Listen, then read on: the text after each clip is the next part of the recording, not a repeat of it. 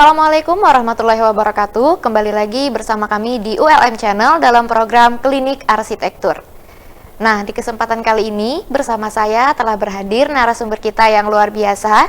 Beliau adalah Bapak Nur Syarif Agusniansah. Pagi Mbak. Ya, selamat datang Bapak. Ya. Terima kasih sudah datang. Nah, Bapak ini adalah seorang alumni dari jurusan Arsitektur Universitas Diponegoro Semarang. Nah, pengalaman beliau di bidang arsitektur antara lain sebagai Design Development, Design and Managerial Commercial Building, dan Chief of Planning Division pada beberapa perusahaan properti. Wow, banyak sekali pengalaman Bapak ini. Iya. Nah, baik Bapak.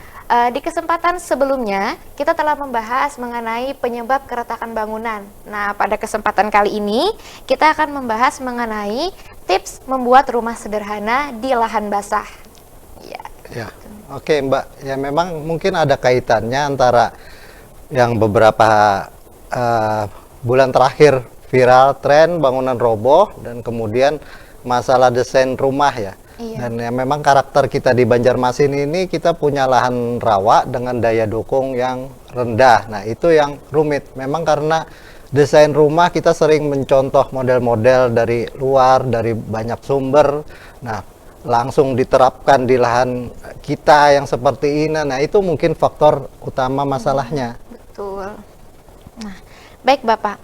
Nah, dalam membuat rumah sederhana di lahan basah, apa saja sih Pak hal penting yang perlu diperhatikan? Ya, yang pertama rumah itu tentu ada fungsinya, jadi ruangannya. Nah, itu mungkin secara umum hampir sama dengan rumah di daerah lain. Tetapi untuk di rawa, nah ini yang kita sangat erat berkaitan dan konstruksi, Mbak. Jadi dua hal ini. Nah, kadang konstruksi ini yang sering dilupakan, terutama peran-peran insinyur, kemudian pelaku-pelaku konstruksi. Nah, kebanyakan yang sering terjadi adalah mungkin masyarakat kita sering mengabaikan hal-hal itu. Nah, di situ yang terjadi banyak sekali kegagalan dan sebagainya. Iya, masyarakat biasanya lebih fokus kepada desainnya daripada konstruksinya. Ya, betul, Pak, ya? Desainnya yang sering. Asal bagus, asal indah, pemandangannya dilihat, jadi nggak peduli itu yang mungkin saya agak angkat sekarang. Jadi meniru modelnya ini yang bermasalah, karena kita kan biasanya di atas rawa secara umum, secara lokal itu memakai konstruksi. Saya sebutnya tiang kayu gitu kan. Nah, begitu tiang kayu, nah, beban terbatas, tetapi keinginan dari banyak masyarakat itu dengan model-model meniru yang sekarang lagi tren minimalis, kemudian klasik dan sebagainya. Nah, ini yang menyebabkan beban bangunan itu sangat bertambah drastis, jadi di luar perhitungan dan sebagainya. Kejadian beberapa bulan yang lalu bangunan roboh yang saya analisis itu adalah karena tiang kayu dengan beban terbatas ternyata dibuat klasik. Jadi dibungkus segala macam, akibatnya di luar di luar kemampuan konstruksi sudah beberapa kejadian kegagalan jadinya. Konstruksinya kurang tepat ya Pak ya? Iya, memang kalau yang saya tangkap secara teoritis kita punya local wisdom, misalnya kan ada bangunan-bangunan tradisional pakai rangka kayu. Nah, itu ratusan tahun tidak ada masalah. Hubungan tinggi segala macam karena konstruksinya tepat. Mereka sudah memakai fondasi kalang batang ya kan. Kemudian atasnya kan tetap kayu. Nah, yang bermasalah sekarang begitu kita menggunakan fondasi tiang kayu tetapi atasnya beton, jadi lebih berat bebannya, tidak mampu mendukung. Ini masalah-masalah klasiknya. Nah, bicara tentang rumah kan ada bagian-bagiannya Pak, ada fondasi bawah, kemudian struktur bangunan atas. Nah, di antara keduanya itu mana yang lebih penting untuk diperhatikan? Kalau umum masyarakat biasanya cuma model desain atasnya. Nah, ini di rawa ini yang sebenarnya paling penting adalah bagian bawah. Cuma 20 tahun saya ngalamin hal yang lucu sebenarnya Mbak. Jadi masyarakat Banjar kadang mengabaikan konstruksi bawah karena alasannya seperti galam, kan hilang, tertanam di bawah segala macam. Nah, jadi pengurangan-pengurangan di sana yang akibatnya mengurangin mutu bangunan. Sementara kalau yang secara praktek itu untuk struktur bawah mengambil kisaran sekitar 30% dari total biaya. Jadi lumayan besar. 30%. Karena perannya penting ya Pak ya. Ya, ibarat pondasi itu adalah telapak kaki kita. Tanpa itu kita tidak bisa berdiri kan. Cuma habis biaya di sana, nah itu biasanya yang membuat masyarakat kelihatan agak enggan. Oh iya, Iya, karena jadi biayanya besar di iya, awal yang gitu. terjadi kan bangunan tiang kayu tak tahu dibungkus model minimalis dengan beton, bahkan klasik, bahkan yang ngeri sekali misalnya bangunan dirancang 1 lantai, tahu-tahu renovasi jadi 2 lantai, yang dengan beban yang luar biasa. Nah ini yang berakibatnya fatal sekali. Itu yang bisa menyebabkan rubuh ya Pak ya Iya. bangunannya. Iya. Nah, kemudian nih kalau berbicara masalah pondasi kan kita masih melihat di Banjar ini ada yang memilih pondasi kayu, kemudian ada yang semen atau beton. Nah, di antara keduanya itu pondasinya mana yang lebih baik, Pak? Baik atau tidak sebenarnya tergantung kebutuhan ya. Ya masalah yang mendasar adalah biaya kan. Kalau Iya. memang anggaran terbatas, ya kita pakai pondasi kayu. Tetapi harus diingat seperti tadi. Jadi batasilah keinginan. Jadi, nah kalau ada anggaran yang lebih, mungkin lebih baik memakai beton.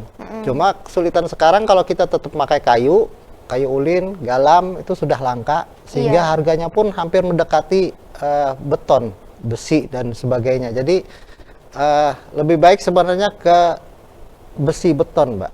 Iya, karena lebih awet juga ya, Pak ya? Iya, jadi kalau pondasi kayu itu kisaran sekitar 500 kilo 500 kilo 1 sampai 2 ton saja, tapi untuk pondasi beton untuk rumah kecil bisa 2 sampai 3 ton. Jadi untuk menambah beban itu lebih baik kita pakai pondasi beton. Iya. Dan dengan memakai pondasi beton tentu saja fungsinya model bisa kita bagusin, bisa naikin, rumah beton bisa dipakai gitu. Nah, ini yang terjadi sekarang.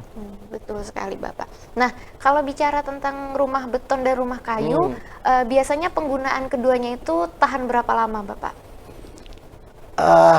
Jelas tahan beton ya. Iya. Ya, itu kalau standar bangunan minimal 50 tahun bisa. Kayu memang kalau kualitas lama, kayu ulin yang bagus, tua, seperti peninggalan yang ada banyak di daerah kita ratusan tahun. Tetapi kalau yang sekarang kondisinya adalah kayu-kayu muda, kayu sisa, kemudian banyak cacat kayunya. Nah, ini yang sulit prediksi. Jadi kalau ada waktu sebenarnya rumah ini lebih baik kita menahannya, kita lebih baik menyiapkan dana, menabung dulu untuk lebih baik, ya kan, daripada kita maksakan dana yang ada, tapi dengan misalnya untuk rangka kayu.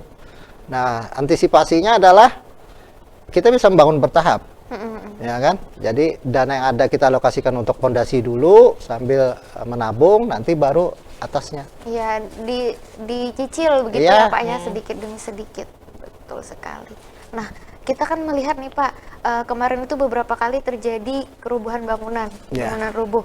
Nah, kalau dari kacamata arsitektur, kalau bangunan rubuh seperti itu apakah masih bisa diperbaiki atau memang itu harus dibangun ulang kembali Pak? Sulit kalau sudah gagal ya diperbaiki. Cuma beberapa kejadian yang saya deteksi sebenarnya yang disalahkan itu konstruksi, pondasi, Iya, segala macam.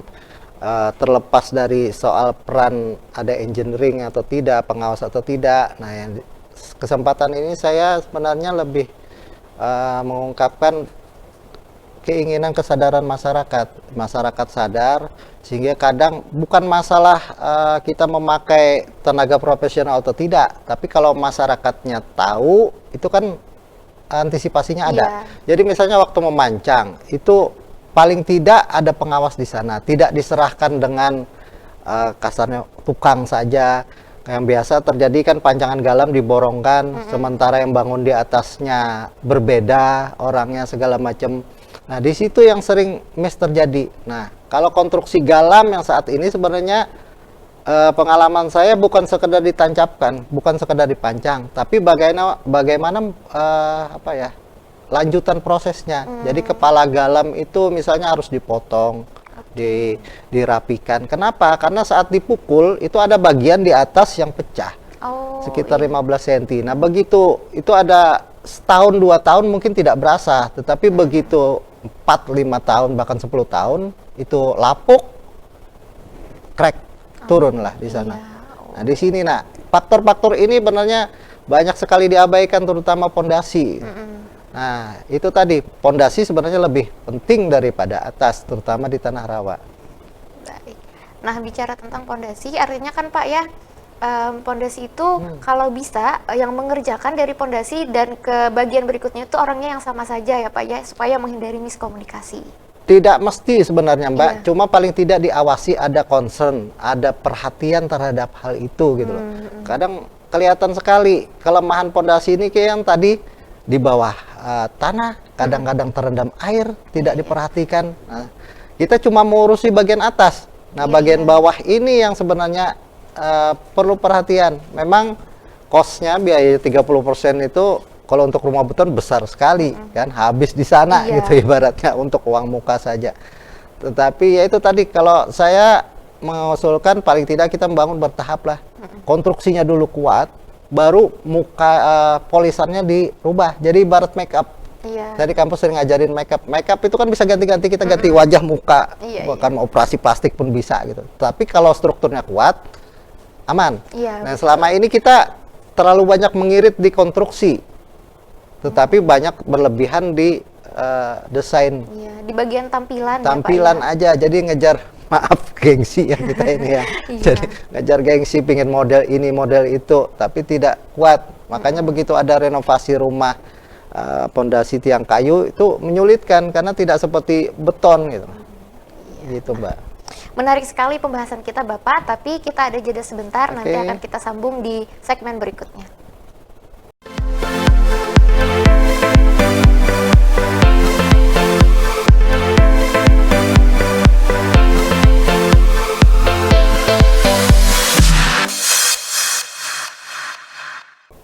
Halo semuanya, kembali lagi di ULM Channel dalam program Klinik Arsitektur. Nah, kita lanjutkan perbincangan kita pada hari ini. Bicara tentang rumah nih Pak, kan sekarang ini sedang tren membuat rumah dengan desain dan konsep minimalis. Nah, dalam pembuatannya itu berapa sih Pak minimal budget yang diperlukan? Nah, ini yang klasik pertanyaannya ya. Jadi mendengar nama minimalis itu pikiran masyarakat sering, wah minimal nih, minim. Padahal seharusnya terbalik Mbak, minimalis ini udah anggarannya maksimalis. Kenapa? Karena kita perlu kesempurnaan, perfect. Lurus, sudut-sudutnya, materialnya pun bukan nggak bisa material biasa sebenarnya. Material yang high class sebenarnya untuk minimalis. Cuma sudahlah, biarkan itu salah kaprah. Cuma kalau untuk biaya pembangunan ini sulit. Jadi kalau untuk memakai tiang kayu mungkin kisaran sekarang 3 juta per meter, tetapi kalau untuk bangunan beton dengan konstruksi tiang pancang itu sudah kisaran saat ini 7 juta per meter persegi. Jadi jauh sekali, mahal sekali. Tapi untuk rumah yang up ya, middle up ya. Jadi kalau untuk yang dibangun sendiri kemudian kelas perumahan mungkin di antara itu aja. Jadi yang terkenal kita di Rawa ini kita lebih mahal Mbak daripada bangunan lain. Ya kan, Banjarmasin lebih mahal daripada Banjarbaru karena perbedaan tanahnya. Juga daerah lain. Jadi kalau kita ditanyakan berapa habis membangun di atas Rawa, yang lain mungkin kaget karena habis di situ, di pondasi. Karena pondasi yang memakan banyak ya Pak ya. Karena pondasi itu yang menopang ibaratnya. Iya, betul. Betul sekali. Nah, kalau bicara tentang konsep rumah yang minimalis tadi, nah menurut Bapak nih, selaku seorang arsitektur, orang yang bergerak di bidang arsitektur maksud saya, desain dan konsep rumah yang sederhana, yang ideal itu seperti apa Pak? Yang sesuai kebutuhannya sebenarnya. Kebutuhannya. Kadang kalau kebutuhan dengan apa itu namanya, kebutuhan dan kemampuan keinginan ya, keinginan. Nah, ini dijadikan satu, keinginan tadi kayak tadi masalah model itu kadang lebih didahulukan. Jadi model dulu baru kebutuhannya dipaksakan. Nah, sebenarnya yang benar kebutuhannya. Misalnya di situ perlu ruang apa? Yang utama kan ruang tidur. Nah, kemudian ada kamar mandi. Kemudian ruang kedua ruang bersama biasanya, ruang keluarga untuk berkumpul kan. Nah, bisa difungsikan ruang tamu. Kemudian ada ruang servis, misalnya dapur dan sebagainya. Nah, kebutuhan minimal ini yang harusnya mendasari dulu. Jadi pengalaman saya adalah untuk pasangan muda, suami istri gitu kan, itu sekitar 150 meter persegi itu perlunya. Jadi kalau rumah tipe 36 sulit kecuali itu untuk tahap awal. Nah, untuk nyamannya sekitar 200 meter persegi. Nah, kadang untuk lahan yang kecil terpaksa dibuat bertingkat. Oh iya. Ya, itu untuk minimalnya. Tapi kalau yang maksimal ya saat ini kita bangun 4.000 meter persegi juga ada. Iya. Iya, tergantung kemauan konsumen. Pak, Iya, ya. kebutuhan yang awal Iya, dulu. iya, Kebutuhan iya, baru kebutuhan. keinginan. Nah, yang sekarang terjadi terbalik. Keinginan Mimpinya dulu, baru kebutuhannya kadang tidak nyampe. Apalagi dikaitkan dengan biaya tadi ya. Dikaitkan lagi kondisi rawa kita yang benar-benar berat, lebih berat dari daerah lain. Nah, mengingat karena kita ini lahan basah ya Pak ya, idealnya dalam satu rumah yang ukuran kecil itu biasanya kamarnya berapa Pak? Tadi paling tidak ada satu pasangan, berarti satu kamar untuk orang tua ya kan. Kemudian biasanya ada anak, nah anaknya satu, biasanya satu, anak dua, jadi 3 kamarnya. Kemudian berapa banyak anaknya, asal jangan 10 kayak dulu kan. Kemudian adanya kamar misalnya untuk orang tua, untuk tamu dan sebagainya. Nah di situ yang biasa jadi apa Mbak, kita patokan kita. Jadi kalau ibarat ada profesi lain, dokter, kita diagnosa dulu sebenarnya kebutuhan. Tapi yang sering saya alamin adalah masyarakat minta gambar, minta desain itu keinginannya dulu. Oh iya. Nah ini terbalik, sementara kebutuhannya diabaikan. Jadi begitu senang dengan satu model, akibatnya dipaksakan terhadap kebutuhan, dan yang terjadi adalah dipaksakan terhadap konstruksi. Jadi model-model rumah minimalis dipaksakan konstruksi panggung. Oke. Iya. Dan itu berpengaruh ya Pak Iya, ya? dan ini real Mbak, saya terjadi. Saya agak malu sebenarnya, karena gambarnya itu bersumber dari saya, tapi Iya. saya di awal sudah wanti-wanti, jangan sampai model begini, tapi dipaksakan kayu, crack kejadian. Iya. Kalau sudah begitu ya sudah tidak bisa diapa-apakan lagi Nggak ya Pak bisa ya? lagi diapa-apakan. Iya. Nah, kemudian nih berbicara tentang pembuatan rumah tadi, kan antara material dan ongkos pembuatannya itu yang mana yang lebih menelan biaya Pak? Sebenarnya upah itu 30% sekitar itu dari material, cuma kadang konsentrasi masyarakat kan materialnya mau yang mewah, bagus gitu kan, Iya. tapi upah ditekan. Iya. Nah ini efeknya, akhirnya mutu bangunan yang turun. Nah kalau saya lebih baik upahnya kita up, artinya pakai standar, kalau bisa ditambah kalau ada rezeki. Tapi untuk material mungkin kita bisa mahal tapi efisien Mbak. Justru sebenarnya material-material yang mahal itu bisa lebih efisien. Cat yang mahal itu bisa lebih 2 kali kuas selesai, cat murah bisa 5 kali. Keramik yang mahal potongan-potongannya masih bisa dipakai, ya kan. Kemudian banyaklah kita efisien. Sama aja saya HP kan lebih mahal tapi fungsinya beda. Iya, iya. Nah mungkin kita konsen ke sana. Cuma kadang anggaran kita terbatas, ya mau tidak mau langkahnya bertahap, ya kan. Seperti keramik, bagusnya keramik itu yang baik lah. Kenapa menurut saya? Karena tiap hari kita injak. Iya. Ya kan. Cuma kadang anggaran saat membangun terbatas. Akhirnya seadanya. Padahal seadanya itu bisa kita pakai puluhan tahun itu. Sayang. Andai kita bisa menabung untuk keramik yang lebih baik, itu bagus. Artinya dana untuk keramik, tapi cat nanti dulu lah, kan bisa kapan aja dicat. Sebenarnya bisa seperti itu. Nah, tadi Bapak ada menyinggung sedikit masalah keramik. Saya pernah Pak lihat di rumah-rumah orang itu ada keramiknya yang bagian bawahnya itu pecah. Nah, itu sebenarnya dipengaruhi oleh semennya atau memang dari keramiknya juga? Konstruksi, Mbak. Oke. Iya. Balik lagi ke Iya, konstruksi, konstruksi. ya, Pak, Karena konstruksi bagian bawah pondasi turun, dan yang paling terlihat keramik karena lantai. Iya. Pondasi kan nopang lantai lah kasarnya. Jadi kalau lantai sudah terjadi, makanya saya melakukan riset kemarin, penelitian. Ciri-cirinya ada di lantai lengkung, keramik, kembung, lopak, segala macam. Nah itu sudah tanda-tanda. Nah ceknya bukan salah keramik, tapi pondasinya mungkin. Iya, tetap kembali lagi Iya, ke pondasi. karena pondasi tiang kayu itu hasil risetnya menyatakan dia cuma bisa beban merata. Nah, sementara untuk kasus-kasus tadi keramiknya kita pakai keramik yang tebal, mahat, granito, ya kan, bebannya bertambah. Akibatnya bebannya jadi terpusat. Nah, di sini akibatnya ada perbedaan beban antara bagian pinggir penopang dengan lantai. Akibatnya turun dan keramik akan cembung ke atas, lopak lah. Lepas. Jadi cirinya kegagalan konstruksi yang awal pertama keramik gitu. Iya. Nah, bicara tentang kegagalan konstruksi nih Pak, kalau misalkan kita sudah melihat ada tanda-tanda, itu sebaiknya apa yang harus kita lakukan? Sama kayak kita sakit, Mbak. Kalau gejala awal mungkin masih bisa. Ada gejala ringan masih bisa kita renovasi. Tapi yang bahaya adalah gejala berat. Nah, kalau di bangunan pondasi. Nah, memang sulitannya pondasi retak, turun, itu kita karena rawa di bawah air. Gimana kita cara tahunya di bawah air? Nah, yang terjadi adalah kondisi rawa kita sebenarnya ada beberapa macam.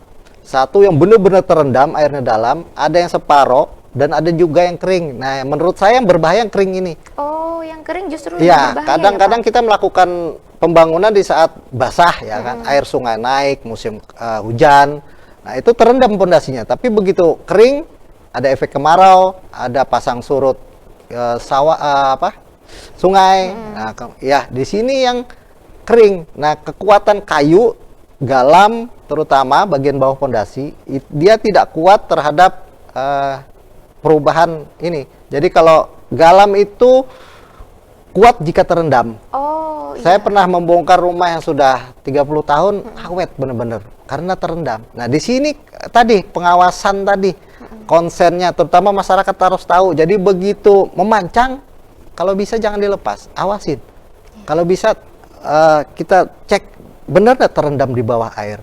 Nah, sebenarnya ini memang kesulitannya sulit membangun di bawah air terendam seperti ini. Nanti ada efek terhadap beton, terhadap pembesian dan sebagainya. Di situ, Mbak.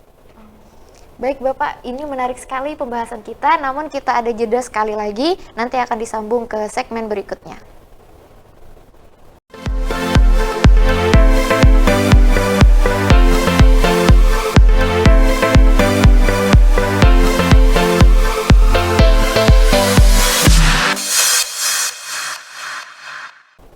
Kembali lagi di ULM Channel, masih di sini bersama saya Bapak Syarif ya Pak ya. Ya. Nah, beliau ini adalah dosen dari program studi Teknik Arsitektur yang mengajar mata kuliah program perancangan dan struktur dari Fakultas Teknik Universitas Lambung Mangkurat. Nah, baik tadi kita sudah membicarakan tentang bahan material, kemudian ongkos pembuatan rumah. Nah, selanjutnya kita berbicara tentang budaya masyarakat Banjar dalam hal pembuatan rumah. Nah, Bapak, saat ini kan masih ada kepercayaan masyarakat yang meletakkan benda tertentu yang dianggap bisa mendatangkan rasa nyaman bagi pemilik rumah. Nah, menurut Bapak, bagaimana tanggapan Bapak terhadap hal tersebut? Ya, kita harus mewadahi ya, karena itu bagian budaya, bagian kepercayaan. Sering misalnya untuk awal pembangunan itu ada acara tertentu, kemudian saat pondasi ada selamatan, bahkan ada benda-benda yang ditanam itu kan berbeda-beda. Kemudian saat dinding naik, kemudian kuda-kuda, nah ada juga budaya misalnya nanam intan dan sebagainya. Itu sebenarnya tidak ada masalah sebenarnya. Cuma ada, kalau saya konsen ke arah keterkaitan kita dengan lingkungan, Mbak, dengan masyarakat. Nah, selama ini misalnya untuk pondasi tiang kayu, untuk rumah-rumah kaplingan terutama di lingkungan biasa itu kan ada jeda tuh. Minimal tidak menghabiskan batas tanah. Itu kan suatu kearifan lokal. Jadi masing-masing mundur setengah meter, 1,5 meter. Kenapa? Karena kita menjaga kondisi lahan basah kita, rawa kita. Tetapi dengan kita beralih ke konstruksi beton, nah ini kadang yang terlihat adalah suatu keegoisan. Lahan dihabisin, ya, memang wajar lahan dihabisin karena lahannya kecil, tidak muat, ya kan, bukan lahan luas. Tetapi kadang dengan tetangga juga dinding dengan dinding tergabung, dempet seperti ini. Nah, ini memang sebuah masalah sebenarnya yang kadang kita, karena rumah tidak lepas dari kondisi perkotaan gitu ya. Jadi dari kondisi masyarakat biasa, pedesaan, kita berubah ke kotaan. Nah, hal-hal seperti ini. Kemudian budaya sebenarnya banyak yang tidak mitos, Mbak.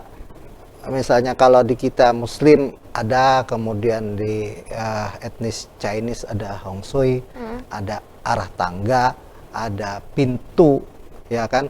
Kemudian arah hadap kita tidur, kita misalnya sunnahnya ke kiblat. Cuma ada hal juga larangan, misalnya kloset, ya kalau bisa jangan menghadap kiblat. Itu kan benar juga sebenarnya.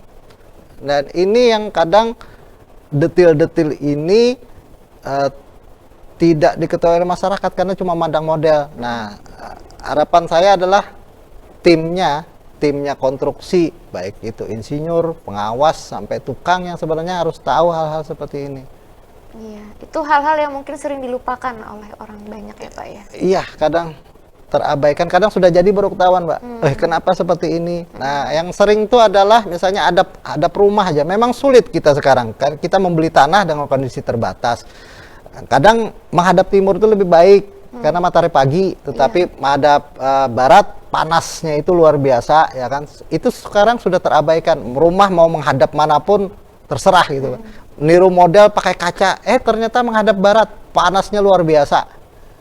Kemudian memposisikan kamar tidur misalnya arah matahari yang tenggelam, padat, efeknya kan dinding panas. Iya. Dan sekarang akhirnya bukaan ventilasi tidak cukup memakai AC. Nah, hal-hal sebenarnya ini sebenarnya ada.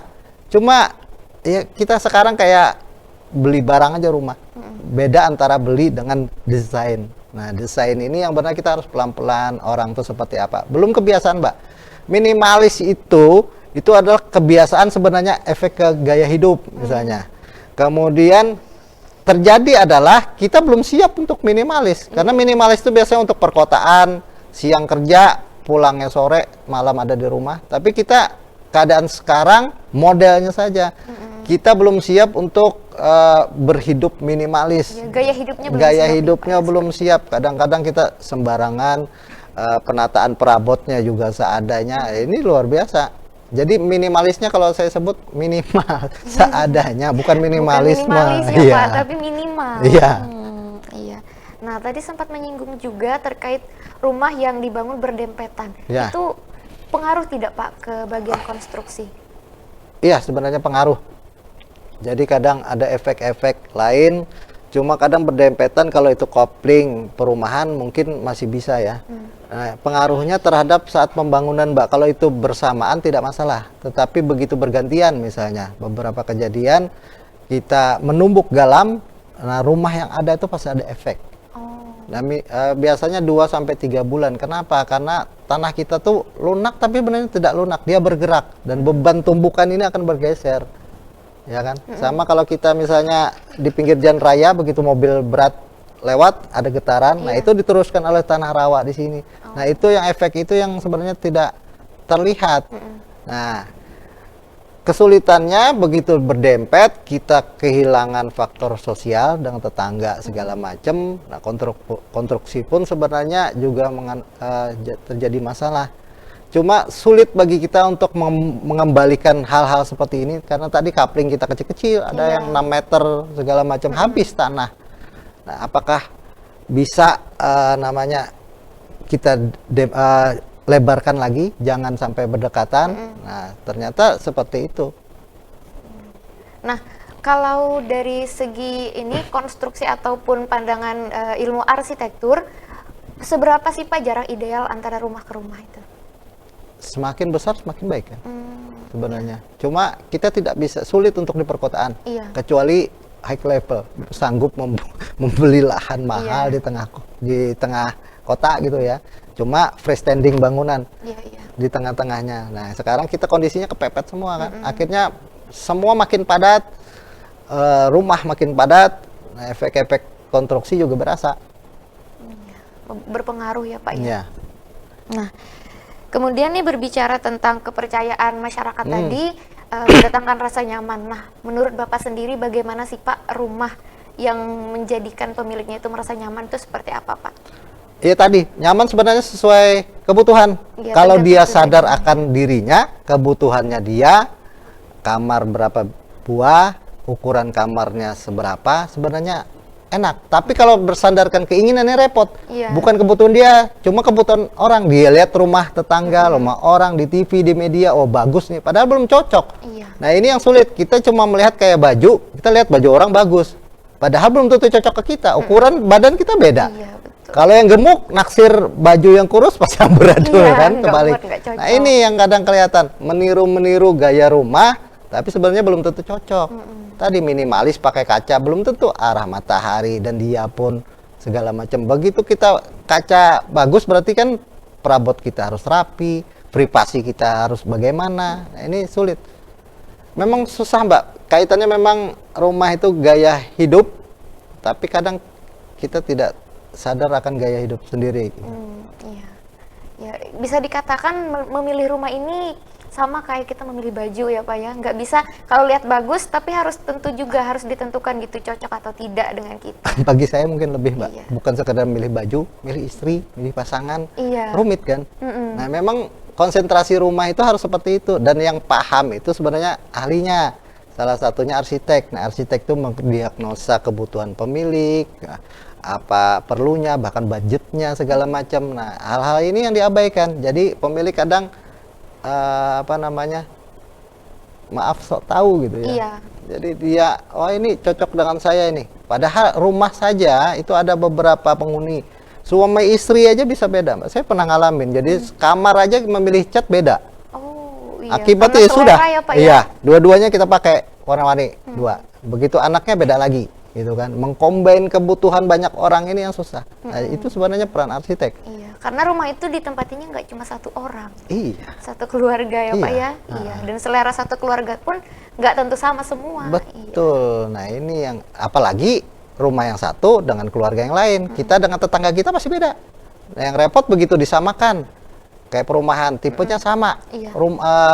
Pola ruangnya sama, tapi begitu ada masuk itu pasti ada penyesuaian, ada perubahan, ada renovasi. Nah, di sini perannya. Nah, renovasi ini kalau bisa jangan sembarangan, karena kita di tanah rawa perlu tahu konstruksinya dulu. Jadi kalau beton itu saya sebut relatif aman untuk direnovasi, tetapi untuk kayu hati-hati. Iya, karena berpotensi untuk mengganggu konstruksi bangunan lebih lanjut ya Pak. Kayu punya keterbatasan kekuatan. Oke. Jadi kita harus tahu dulu limitnya di mana gitu loh. Kalau konstruksi tradisional sudah diperhitungkan kan, dan ratusan tahun Iya. aman. Tetapi yang sekarang, jadi kalau misalnya bangunan kita beli konstruksi kayu, jangan sekali-sekali ditingkat. Dia sudah memang bebannya ringan, jangan kita perberat. Di situ aja. Nah, kemudian Bapak berbicara tentang kebiasaan masyarakat tadi. Nah, Ya. ada nggak Pak yang sampai sekarang Bapak temui masih menjadi kebiasaan masyarakat, tapi hal tersebut hanyalah berupa mitos? Mitos-mitos ya. Sulit, Mbak, untuk menjawab mitos. Tetapi kadang dengan kita mengamalkan gitu ya kepercayaan, itu kan membuat rasa nyaman juga sebenarnya. Jadi kalau yang saya tahu misalnya Hong Shui, arah hadap pintu segala macam, itu efeknya memang berakibat ke kehidupan kita, bukan kepercayaannya ya. Jadi kita misalnya tidur, kita bekerja, kalau bisa jangan menghadap pintu karena akan terganggu gitu loh secara ini. Kemudian misalnya arah tangga segala macam memang benar, karena kalau kita ngikutin mitos-mitos itu terasa nyaman. Tapi kalau kita ibaratnya menentang atau terjadi kesalahan, aneh. Jadi misalnya ya, masuk itu belok kanan, tahu-tahu tangganya belok kiri. Iya. Tuh kita aja ini kemana sih gitu. Tapi kalau kita kanan terus kanan lagi, nah ini kan enak. Iya, lebih nyaman ya, Pak, Ya, kalau di Hong Shui ada Qi-nya segala macam.